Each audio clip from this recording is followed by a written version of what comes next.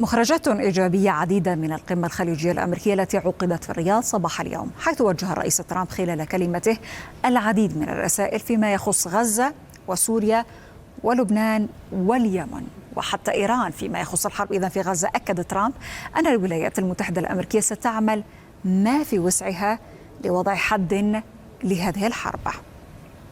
Ultimately, all hostages of all nationalities must be released as a stepping stone to peace, and I think it's going to be happening. A lot of things are happening. A lot of very positive things are happening on every front. With the support of leaders in this room, and they're great leaders, you are. لكن الرسالة الأهم كانت فيما يخص سوريا، فبعد اجتماع مهم جمع ترامب بالرئيس السوري أحمد الشرع بدعوة من الأمير محمد بن سلمان ولي العهد السعودي، أكد ترامب أن الولايات المتحدة الأمريكية تبحث الآن تطبيع العلاقات مع سوريا، مضيفا أن قرار رفع العقوبات عن سوريا للسماح لها بالتقدم والازدهار ولمنحها فرصة مهمة. هذا وقال الرئيس الأمريكي أن لبنان يحظى بفرصة جديدة مع الرئيس ورئيس الوزراء الجديدين، وأن هناك فرصة لمستقبل خال من قبضة حزب الله.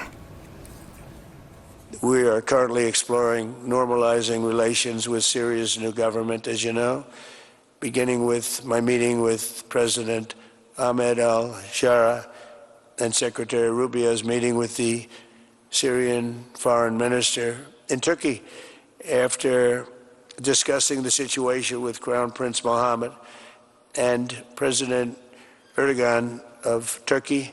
I am also ordering the cessation of sanctions against Syria to give them a fresh start. It gives them a chance for greatness. The sanctions were really crippling, very powerful.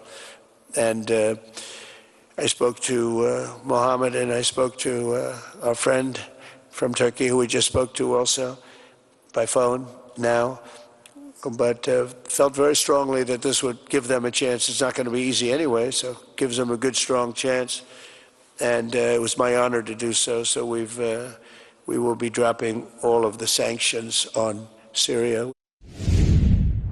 Likewise, in Lebanon, there is a new chance for a future free from the grip of Hezbollah terrorists if the new president and prime minister can rebuild an effective Lebanese state. We just appointed a very good ambassador, a friend of mine who's Lebanese, and I didn't even know that. And I said, why do you want to be the ambassador to Lebanon? That could be dangerous.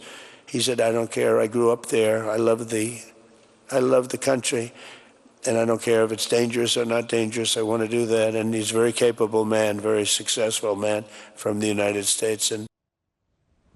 وحول الملف النووي الإيراني قال ترامب إنه يريد إبرام اتفاق مع طهران، مشيرا إلى أنه ينبغي عليها التوقف عن دعم الإرهاب وعدم امتلاك سلاح نووي حتى يتحقق ذلك. I want to make a deal with Iran. I want to do something if it's possible. But for that to happen, it must stop sponsoring terror, halt its bloody proxy wars, and permanently and verifiably cease its pursuit of nuclear weapons. They cannot have a nuclear weapon.